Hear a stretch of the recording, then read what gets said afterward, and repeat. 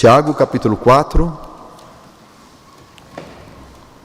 dos versos 13 a 17. Assim nos diz a palavra do Senhor. Atendei agora, vós que dizeis, hoje ou amanhã iremos para tal cidade, e lá passaremos um ano, e negociaremos, e teremos lucros. Vós não sabeis o que sucederá amanhã. O que é a vossa vida? Sois apenas como neblina que aparece por um instante e logo se dissipa. Em vez disso, deveis dizer, se o Senhor quiser, não só viveremos, como também faremos isso ou aquilo. Agora, entretanto, vos jactais nas vossas arrogantes pretensões. Toda jactância semelhante a esta é maligna.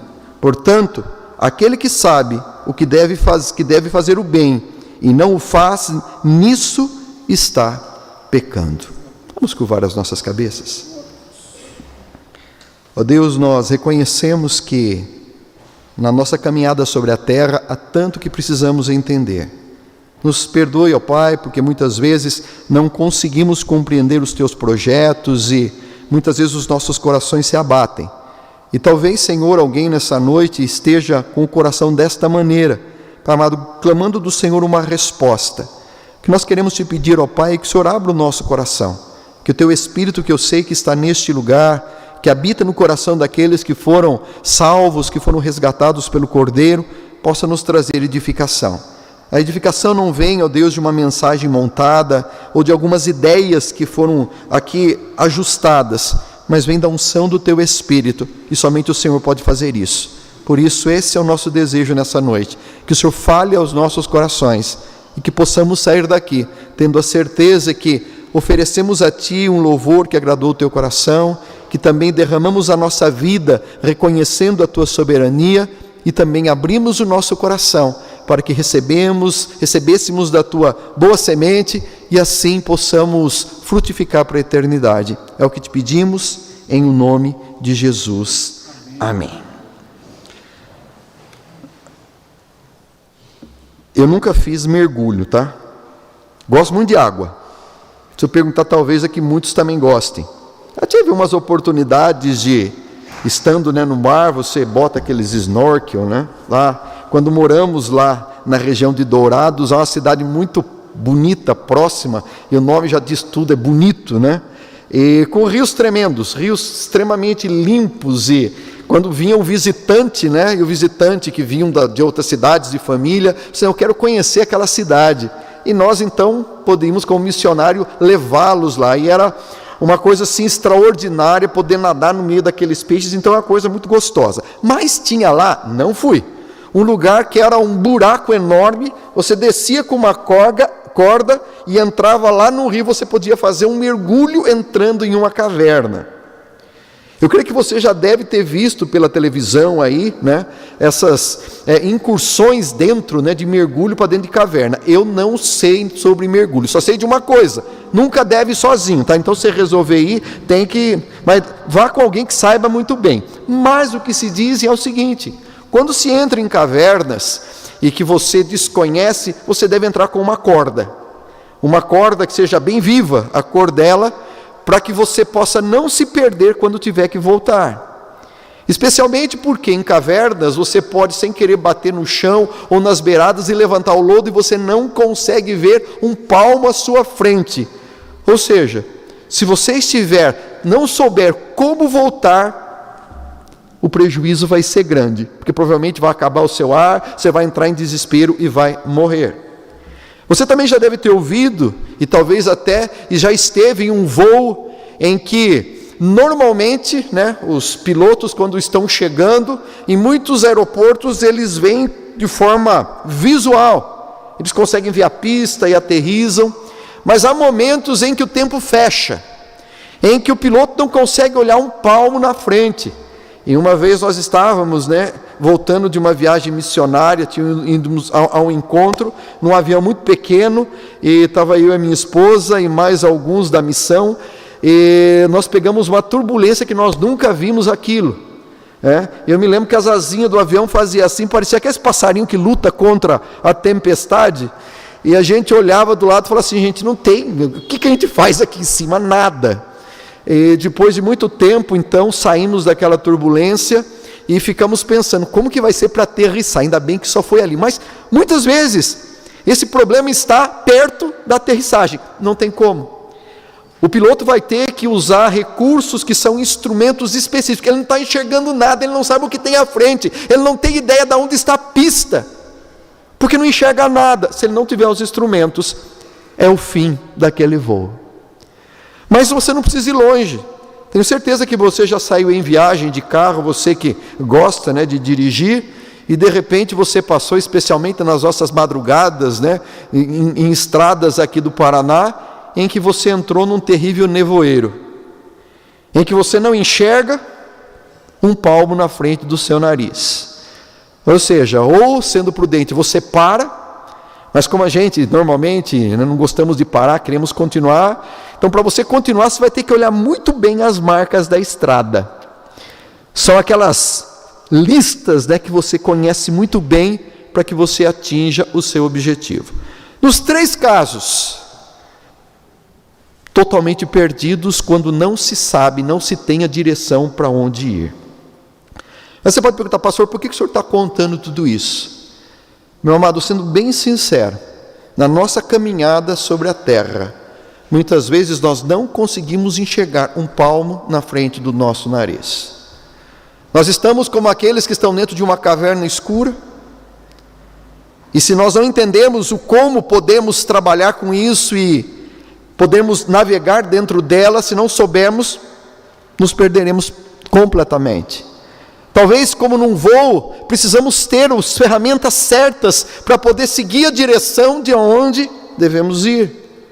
Ou então, vamos precisar que o Senhor nos dê graça de conseguir olhar muito bem a estrada para conseguir chegar no nosso destino. E eu creio que isso talvez seja dos grandes desafios para nós como cristãos. Porque se nós percebemos uma coisa que em todo dia o mundo todo dia vai tentar nos convencer o seguinte, de que esse Deus não existe, que essa história de que você foi criado, não, você é um acidente evolutivo. Então essa história de precisar de alguém para te guiar numa caverna escura, ou te dar a direção, isso aí não existe. Isso é coisa da invenção de alguém. Não existe ninguém para que você possa responder sobre os teus atos e a tua vida. Então, viva do jeito que você quiser. Você não precisa buscar a direção de ninguém. Viva do jeito que você quer. Ou então, para piorar a situação, alguns dizem, olha, não existe essa história de vida eterna, vida depois da morte. Quem que provou que existe? Alguém voltou para dizer como quer? Então faz o seguinte, aproveita. Viva tudo que você pode viver, porque como você não sabe o que vai ter depois, então viva o que você pode viver. E daí para dizer que não há ninguém para quem você possa viver. Não há ninguém em que você possa oferecer algo maior. Então, viva tudo por você mesmo. Se não tem em quem você confiar, confie em você mesmo. Confie nas suas próprias forças. Confie no seu próprio senso de direção. Confie em tudo. Mas eu quero dizer a você, se porventura alguém aqui tem esse pensamento, você está perdido numa caverna, você está no meio de um nevoeiro, ou você está no meio de uma tempestade, em que você não sabe como aterrissar a aeronave que você está pilotando, que é a sua própria vida. Você pode dizer, mas pastor, o que isso tem a ver como cristãos? Meu amado, em todo momento da nossa vida, em algum momento nós acabamos perdendo o rumo. Quem aqui não se sentiu diante de uma situação que parece que a gente estava totalmente perdido? E é natural, o mundo mesmo, o inimigo vai tentar atacar. Então acontecer de vez em quando é uma coisa. Mas se você vive a vida toda sua desorientado, ou então achando que você depende de só você, o problema não é tão simples e que você precisa de Cristo em primeiro lugar. Porque se em algum momento da sua vida você não sabe para onde ir, e você vai buscar então a direção, é um momento da sua vida que talvez até Deus esteja trabalhando. Mas eu preciso entender que o Senhor quer dar direção à minha vida, e a principal coisa que nós temos que entender, nós dependemos de Deus. Diga comigo, eu dependo de Deus. Mais uma vez, eu dependo de Deus. Se tem algo que deve ser tratado a todo dia pelo Senhor na nossa vida, é o nosso sentido de independência. independência em tudo que fazemos, independência em tudo que somos, até que eu percebo a caverna escura, até que eu percebo a tempestade, até que eu percebo o nevoeiro. E é nesse momento que nós buscamos e procuramos. E aí, muitas vezes nós por não olhar à frente, não conseguir perceber, nós caímos num profundo abismo que só pode ser restaurado pelo nosso Deus. Creio que você deve se lembrar, lá no Antigo Testamento, em um momento da vida de Eliseu, houve um momento em uma guerra, né, entre a Síria e Israel, e o exército da Síria foi enviado para atacar ali Israel.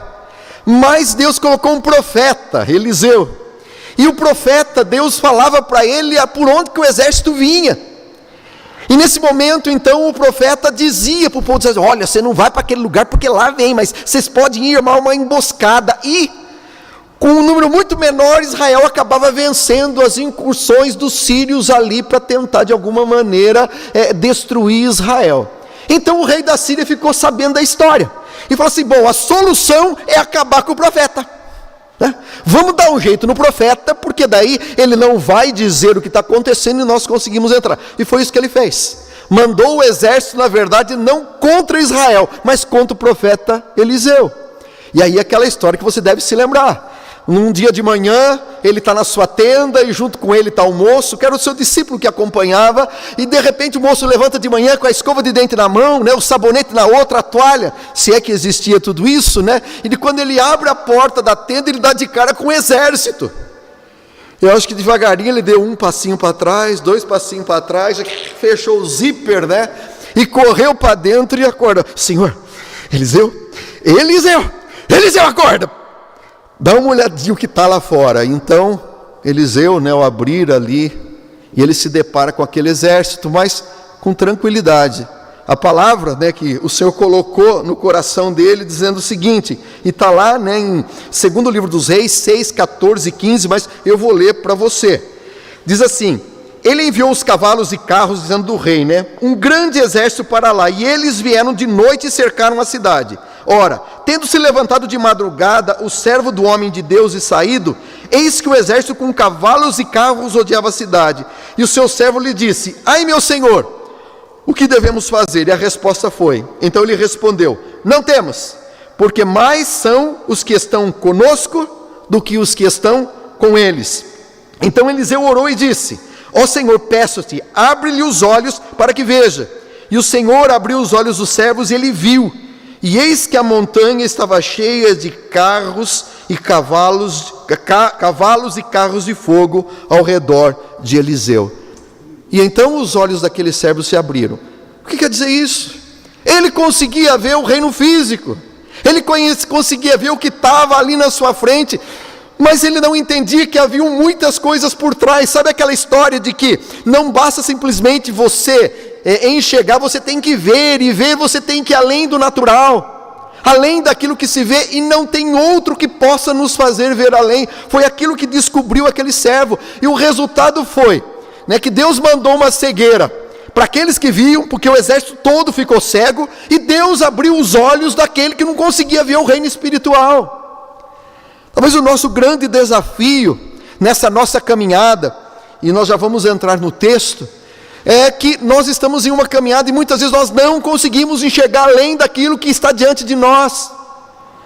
Por mais que a gente consiga ver o que está acontecendo ao redor de nós, nós só vamos ver o perigo, vamos ver, os nossos olhos estão como se fechados, e nós nos sentimos como dentro de um nevoeiro ou dentro de uma caverna escura. Então por isso eu quero encorajar você, tá? Aqueles homens lá, né, ou de forma especial Eliseu e o seu moço, eles estavam olhando para algo muito maior do que simplesmente o que eles viam, mas eles olhavam e contemplavam o exército de Deus. Olha, se você estiver convivendo com uma pessoa muito difícil, faz o seguinte, olha por cima do ombro dela, tá? Está ali ela, olha por cima do ombro e olha para Jesus. Se você percebe que alguém está vindo para te destruir, lembre-se de uma coisa, pela fé você tem que saber que maior são aqueles que estão com você do que estão contra você. Se o problema que vem bater a tua casa é uma coisa que você fala é insolúvel, não tem resposta, está uma montanha, olha para cima. Olha, porque atrás daquela se levanta uma cordilheira muito maior do que aquela montanha que está ali. Porque na verdade, o nosso Deus é aquele que tem realidades que eu e você não conseguimos perceber. Eu quero te lembrar que muitas vezes nós nos esquecemos que o Senhor fez coisas tão grandes por nós. A palavra do Senhor nos diz já em Romanos 8,32, que aquele que não poupou ao seu próprio Filho, mas o entregou por amor de nós, como não nos dará também com Ele todas as coisas? Você se sente amado por Deus? Agora vão responder, Marcelo. Você se sente amado por Deus? Tem que levantar bastante. Quando você levanta bastante, assim, ó. Se você se sente amado porque o Senhor morreu na cruz por você, dando a vida, você acha que Ele não se preocupa com as coisas do seu dia a dia? Com aquilo que você passa no seu cotidiano, que você talvez não saiba a resposta? E é justamente em cima disso que Tiago vai nos tratar. Não é sobre coisas grandiosas, não é, mas sobre aquilo que a gente faz no dia a dia. De que é desejo do coração de Deus que a gente entenda que existe um Deus que caminha ao nosso lado. Por isso o tema, não ande pela vida às cegas. Não ande pela vida como se você não conseguisse enxergar um palmo. Talvez você não enxergue, mas o negócio é que você saiba quem está conduzindo o teu caminho. Que você saiba quem vai à frente. Que você saiba que existe alguém que é maior do que todos os problemas que possam existir na minha e na sua vida.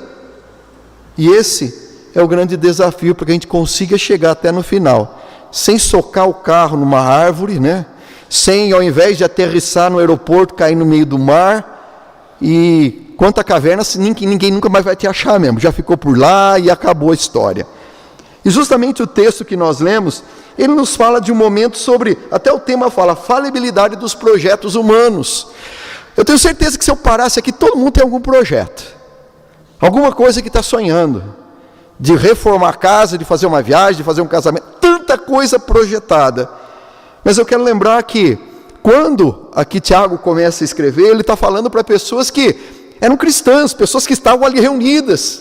E ele fala de alguns perigos. E ele começa então mostrando, colocando logo no início, atendei agora vós que dizeis, ou seja, ó, presta atenção, vocês que estão dizendo isso, para que a gente não possa andar cegas. Uma das coisas que o Senhor nos leva, que a gente não pode ser, é sermos arrogantes diante dos planos que nós fazemos no dia a dia. Quantas vezes na nossa vida nós estamos andando cegos, porque nós não percebemos que Deus ele tem ingerência sobre o nosso hoje. E ele começa dizendo, atendei pois agora, vós que dizeis, hoje ou amanhã iremos a tal cidade tal, e passaremos um ano e negociaremos e teremos lucro. Meu irmão, a todo dia da nossa vida nós fazemos planos. Você fala, ai pastor, é muito difícil esse negócio de fazer plano. Eu não faço muito plano não. Você não precisa ter um curso de administração de empresas para poder planejar, não. Quem tem filho sabe que a gente planeja. Porque você levanta de manhã, não, você fala, bom, eu tenho que deixar um na escola tal hora, mas é no bairro tal, mas depois eu tenho que estar. Eu saio às 7, mas eu tenho que estar às 7h30, às 8, mas eu tenho que entrar no meu serviço tal hora. E aí você sabe na hora do almoço como que você vai pegar, como que você vai fazer, para onde que você vai. Você planeja. Sem perceber, você está fazendo planos. E justamente o que Tiago coloca aqui, não era um problema, não era um pecado o plano que estava sendo feito, mas ele mostra o seguinte, que existia como se houvesse, como que, vamos dizer assim, um negócio que tinha algumas etapas. Então, aqueles que estão ali, do qual eles falavam, e diga-se de passagem, os negociantes que se fala aqui, os judeus eram muito bem vistos na época deles, como são agora também, né? Aonde eles vão e botam comércio, o negócio prospera. Então, muitas vezes as portas se abriam. Então, eles pensavam o seguinte, olha, nós vamos para um lugar negociar, com certeza, vamos fazer muitos negócios e vamos ficar ricos, e aí a nossa vida segue. Então, para esses que estão sonhando com grandes coisas, eles dizem o seguinte, olha, esses daí, eles definem quando os seus planos começam. É hoje ou amanhã. Esses daí, eles definem aonde o projeto acontecerá. E ele fala, nós iremos para tal cidade. Esses aí, eles definem também quanto tempo o plano vai durar. Vai ser 1 ano talvez. Esses daí definem o que vão fazer. Nós vamos lá para negociar. E eles definem o objetivo. Nós vamos negociar o quê? Para ter lucro. Tudo fechado. Meu irmão, não tem nenhum problema aqui. Tem um problema você querer crescer, melhorar no seu serviço? Tem algum problema? Mas o problema que se vê aqui no contexto todo, o problema é o que foi deixado de fora. Ou na verdade, sendo mais específico, quem foi deixado de fora? Quem foi deixado de fora dessa história? Deus. Deus.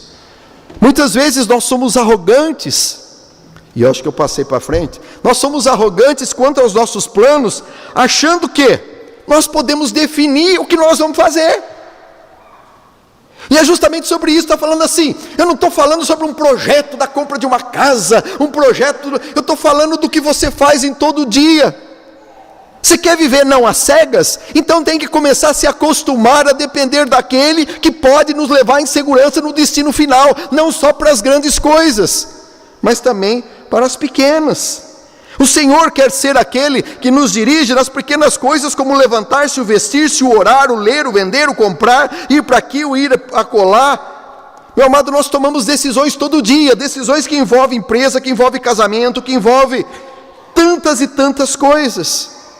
E se você se lembrar, né, quando diz lá no Sermão do Monte, quando há uma preocupação sobre, né, o que comeremos, o que nos vestiremos, o final de tudo vai dizer assim: buscai, pois, em primeiro lugar o reino de Deus e a sua justiça, e todas as demais coisas vos serão acrescentadas.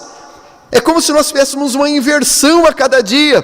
Primeiro nós pensamos em tudo que nós temos que fazer, e daí depois, quando sobra tempo, mas também não é o sentido de que você tenha que parar, é ótimo se você tem condição, mas é um convite para que Deus participe do teu viver, para que Ele faça parte do teu dia a dia, das tuas decisões, daquilo que vai acontecer, porque o Senhor, da verdade, deseja que eu e você dependamos dEle, porque fora da vontade de Deus, a vida é uma névoa, fora da vontade de Deus é mergulhar em caverna escura, fora da vontade de Deus é você não saber para onde você vai.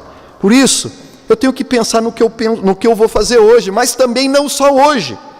Quando ele continua aqui no verso 14, ele vai dizer assim: vós não sabeis o que sucederá amanhã. O que é a vossa vida?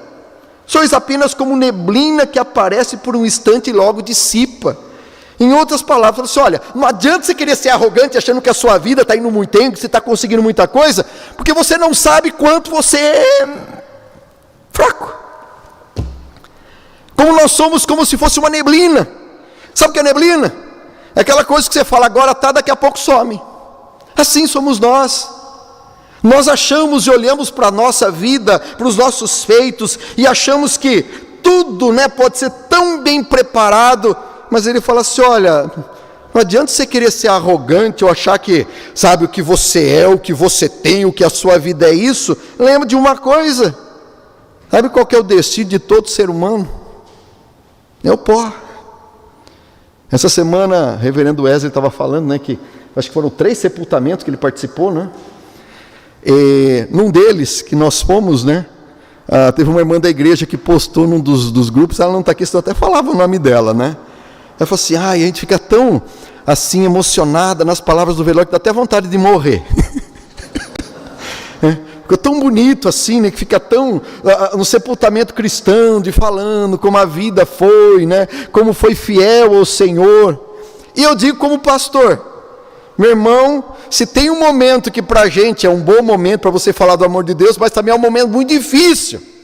Porque quando aquele que parte é uma pessoa que confiava, que demonstrava a fé no Senhor, que tinha a vida, meu irmão, é uma facilidade.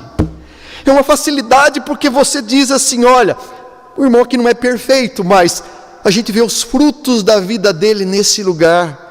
A gente vê os frutos da vida dele em tudo aquilo que ele plantou. O duro quando você não sabe a pessoa, você fala assim: então, né, partiu. Mas você ficou, então nós vamos tratar de você agora. Vamos tratar de você, porque a nossa vida é breve. Meu irmão, a gente não sabe o que vai acontecer. A gente não sabe se vai amanhã abrir os nossos olhos. Eu não quero ser um profeta de caos, né? Mas eu sei quanta gente aqui já sofreu acidentes e tudo mais, em coisas que planejava e de repente mudam de uma hora para outra. Me lembro logo que nós chegamos, né, aqui em Curitiba, nós tínhamos uma viagem, né, planejada com a família, que era um sonho, né, da filha mais velha, que tinha feito 15 anos, já tinha 17, da mais nova, que estava fazendo 15, a gente tinha a gente tinha marcado tudo, foi tão bem planejado, tudo tão bem feitinho. 15 dias antes da gente viajar, o ser que está aqui à sua frente, inventou de querer andar num hoverboard, que é uns brinquedinhos elétricos assim, né, de criança, diga-se de passagem. Depois de uma certa idade, a gente vai virando criança, literalmente, né, mais ou menos, né? Mas olha, eu subi naquele negócio e tirei de letra, né? Dei 2 voltas na mesa. Mas quando eu fui descer, sozinho, né? No que eu tirei um dos pés, o bicho quis andar sozinho, eu coloquei esse meu pezinho para trás e eu caí no chão. E eu gritei, chama a minha esposa. Enfermeira, né? E veio ela correndo, né? Falou assim, não foi nada. No que eu soltei o pé, o nosso pé que é assim, ele estava assim. Eu pegava o pé e colocava no lugar dela e falava assim, chama a ambulância. E eu segurava o pé, quando eu soltava o pé, ele ficou seguro pela pele e pelos tendões, porque o resto não tinha mais ligação. Eu lembro que a única coisa que eu fiz, olhei para o rosto das minhas meninas e falei assim, perdoe o pai. Perdoe o pai, porque viagem não vai ter mais. E realmente, foi quase 6 meses para poder pensar em alguma coisa. Por isso, né, nessa toada, além da nossa vida é breve, não adianta a gente ser arrogante com o plano do futuro, porque a gente não sabe o que vai acontecer amanhã. Aqui já diz o texto, olha, não sabeis o que sucederá amanhã, o que é a vossa vida? Meu irmão, por mais que você tenha tudo certinho, que você saiba o que vai fazer, mas eu quero dizer a você, você não tem controle de nada, como eu não tenho controle de nada. Mas é desejo do coração de Deus que a gente vive que nem louco, arrancando os cabelos, porque fala, eu não sei o que vai acontecer amanhã, não. O diferencial do cristão não é aquele que vive que nem um aloprado, porque aquele que acha que pode, ele faz as coisas achando que ele controla tudo, e ele vai descobrir que ele não controla nada. Num belo de um dia, ele nem consegue levantar da cama, porque travou, né? Um ciático já resolve tudo, tá? Um probleminha no ciático, você fica durinho ali, não precisa ser nem nada muito pior. Mas é de saber que o Senhor não fica triste com o que a gente planeja, mas o grande problema é quando nós achamos que tudo aquilo que nós planejamos tem que ser do jeito que nós desejamos. Vocês estão entendendo ou não? Primeiro estou sacoalhando um pouquinho o coração de vocês, para poder entender. Por mais que você se sinta bem, que se sinta que Deus te ama, que Deus me ama, que Deus tem um projeto, que Deus tem um futuro, eu quero te lembrar que nem sempre o projeto que você estabeleceu é aquele que vai acontecer.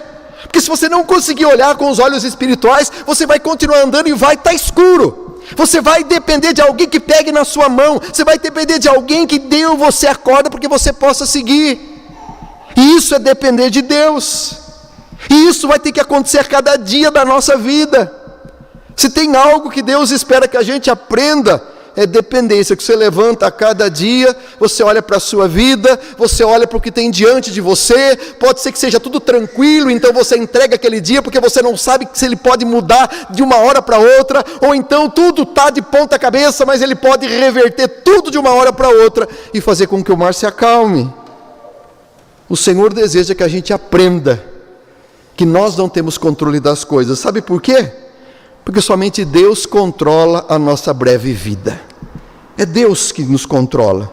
É tolice de achar que amanhã, na segunda-feira, você vai levantar para fazer tudo que você planejou. Deus tem uma vontade plena, perfeita e santa. E a minha pergunta é, você vai colocar essa segunda-feira diante do trono de Deus? Ou você vai simplesmente vivê-la como se nada acontecesse, como se você fosse dono do seu dia, da sua semana, como se fosse aquele que coordena todas as coisas, porque pode tudo se repetir do mesmo jeito, mas uma hora ou outra, tudo pode mudar.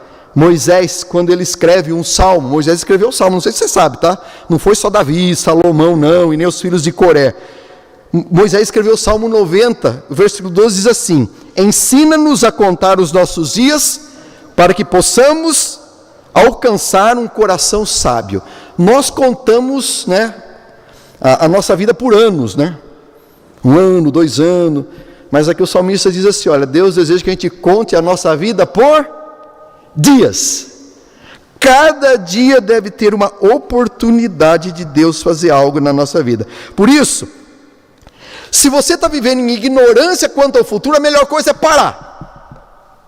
Porque a vida é breve. Se você não sabe para onde está indo, busque a direção de Deus. Porque viver perdido é viver sem saber para onde vai, e você vai gastar a sua vida com nada. É chegar no final dela, né? Como diz ali o próprio livro de Eclesiastes, lá no final dele, né? Lembra-te do teu Criador nos dias da tua mocidade, antes que cheguem os maus dias. Os maus dias é aquele que está com dor nas costas, os dentes começam a cair, né? Eu estou falando do texto, tá? Não sou eu que estou não, né? Você vai ler lá que você vai ver, tá? Em Eclesiastes 12, tá? Então o pastor fala, aquele pastor lá, né, está falando só porque o meu dente está mole, então não é bem isso. Mas o mesmo texto fala o seguinte, quando chega um mau dia, que você sobe numa partinha mais alta, né, a perna já treme. Aquele dia em que canto de passarinho te incomoda, sabe? Você fala assim, mas aquilo que podia ser música já te irrita. Qualquer coisa irrita. A gente está conversando com o irmão hoje, ele falou assim, pastor, a gente nem sai, porque tudo, os nossos ouvidos já ficam, é desse jeito, né? Não vou perguntar quantos estão assim, que vai ficar meio vexatório, de repente até o daqui da frente levanta a mão, mas, é para dizer o seguinte, falou assim, olha, se a gente não sabe para onde está indo, o grande perigo que a gente corre é a gente passar toda a nossa vida, olhar para trás e falar assim, não fiz nada da minha vida. E eu fico brincando com esse negócio, fico apertando aqui. Não fiz nada da minha vida. E acabou e passou o tempo. Por isso, meu irmão, o cristão ele deve viver de uma maneira diferenciada. Se aqueles que estão fora sem conhecer a Deus estão vivendo e de repente ele conhece a Deus lá no final da vida e ele olha para trás, ele pode dizer, por que eu perdi a minha mocidade? Triste é daquele que viveu dentro da igreja, conhecendo que Deus tinha uma plena vontade, uma perfeita vontade, mas preferiu viver como aqueles que não conhecem. Por isso, né, um desafio é adorar a Deus a cada dia. E eu não posso me esquecer de uma coisa. Não pense que Deus não está no comando de cada detalhe, de cada coisa, de cada fato da nossa vida. E justamente o que ele vai dizer no verso 15. Em vez disso, em vez de você ficar fazendo os seus planos e dizendo o que é, sabe o que você tem que fazer? Em tudo que você for fazer, diga, se o Senhor quiser, não só viveremos, como também faremos isso ou aquilo. Porque o Senhor é aquele que vai, eu tenho que colocar isso aí, um exercício de fé. E não é simplesmente um jargão, né? Não vou contar de novo a palavra amém, né? Mas esse não é mais um jargão, não, eu vou fazer isso, não, se Deus quiser. Não, se Deus quiser. Parece que virou, sabe, uma frasezinha de crente, para não dizer que ele é que manda em tudo. Mas para Paulo não era isso. Como que aqui, nesse texto para Tiago, Paulo muitas vezes vai declarar a mesma coisa. Ele vai dizer para os irmãos, olha, eu estou querendo ver vocês aí, isso está em 1 Coríntios 16, 7, se o Senhor permitir. Por isso, essa palavra latina, né, se Deus quiser, é Deo volante. Deveria ser uma coisa real na nossa vida, de sempre ter isso no coração. Como eu sempre digo, né, a Bíblia fala, o coração do homem pode, não tem problema. Mas o grande problema é quando eu quero que o plano dê certo. Entenda, a sua vida não são os seus planos. A sua vida não é formatada por aquilo que você planejou, porque todos os planos podem dar errado e você continua vivendo. E muitas vezes Deus faz mesmo que os planos vão por água abaixo, para que você e eu entendamos uma coisa, é Ele que tem um objetivo, é Ele que tem um plano, é Ele que tem um projeto, e o projeto não é de grandeza, o projeto não é de que você vai ser grande sobre a terra, poderoso, rico, bonito, sarado, não é nada disso. O plano dele é que você o conheça, para que você o faça conhecido, para que você semeie o seu amor por onde quer que você passe, porque isso é a única coisa que leva qualquer tipo de riqueza para a glória, é isso, e não aquilo que você adquire sobre a face da terra. Lembre de uma coisa, o texto continua aqui, entretanto vós jactais das vossas arrogantes pretensões, todavia a jactância semelhante a esta é maligna. Sabe que essa jactância é se vangloriar, é se gabar. E quando eu fico achando que Aquilo que eu estou fazendo, ele está falando dos negociantes aqui, aqueles que vão negociar, vão fazer isso. E fala, você está vendo como que nós fizemos riqueza? Quando acontece isso, diz assim que essa semelhança, que isso daqui, essa jactância, na verdade, ela é maligna. Ela se compara àquilo justamente que é um título do diabo. Qual que é o título do diabo? O que ele é?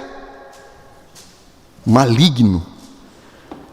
E sabe o que está aqui dizendo aqui? Dizendo o seguinte, olha, o grande perigo nosso não é simplesmente aquilo que a gente faz de errado, mas aquilo que deixa de fazer.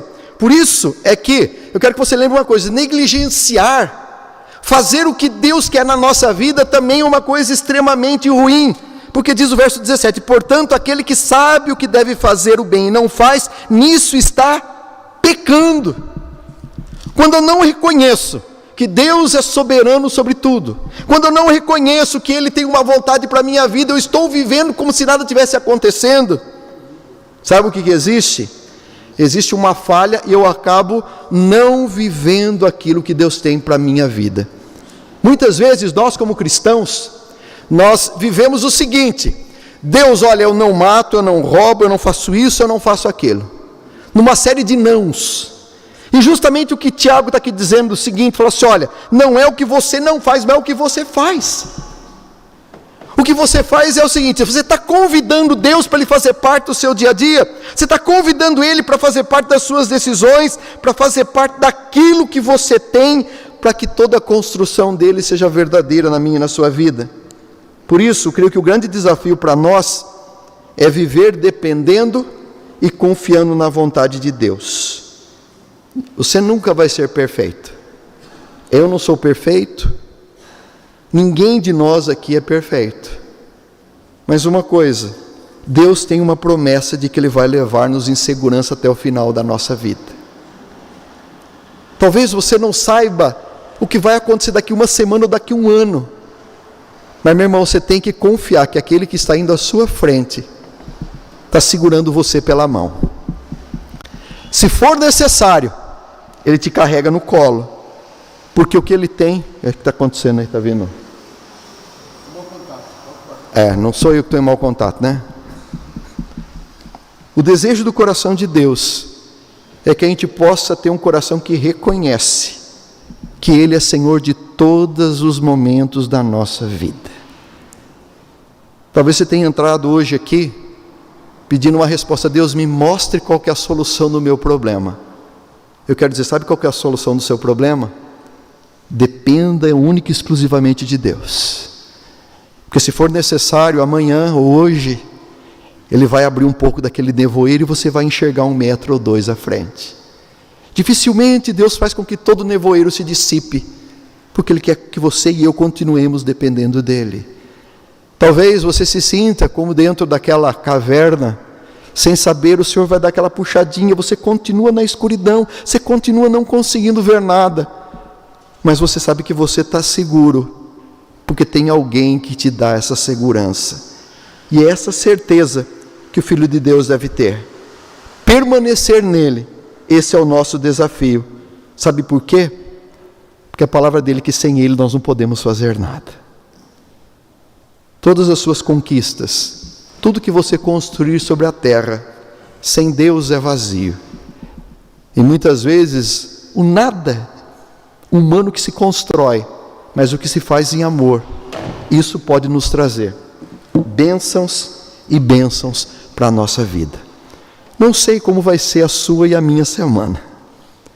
Como eu sempre gosto de dizer, falo assim, eu queria ser um pastor bem poderoso, para levantar as mãos sobre vocês agora e falar assim, Deus, protege o teu povo aqui, e eu quero abençoá-los para que não aconteça nenhum mal, para que não tenha acidente nenhum, para que ninguém precise passar por uma cirurgia, para que ninguém fique em uma cama hospitalar padecendo de enfermidade.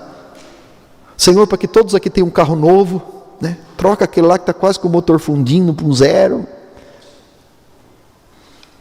Mas eu tenho plena convicção que eu posso orar por vocês, por nós, para que Deus abra os nossos olhos, para que na hora certa, em que a gente não estiver conseguindo ver, ou só vendo o perigo e os exércitos, o Senhor pode abrir os nossos olhos para que a gente possa perceber que nós não estamos sozinhos, que a nossa vida não está ao léu. Mas eu tenho que lembrar que eu tenho que convidar Deus para fazer parte das coisas naturais da minha vida. Se você quer comprar, quer vender, quer fazer isso, quer fazer aquilo, fala assim: Senhor, se o Senhor quiser, isso vai acontecer. Isso é demonstração de alguém que reconhece que existe um Deus que comanda e orienta as nossas vidas. Você está disposto a viver dessa maneira? Dependendo, porque Ele é o Deus que te ama. Eu tenho plena convicção que o lugar para onde Ele quer nos levar é muito maior, inimaginável, do que aquilo eu e você desejamos para a nossa vida. É nesse sentido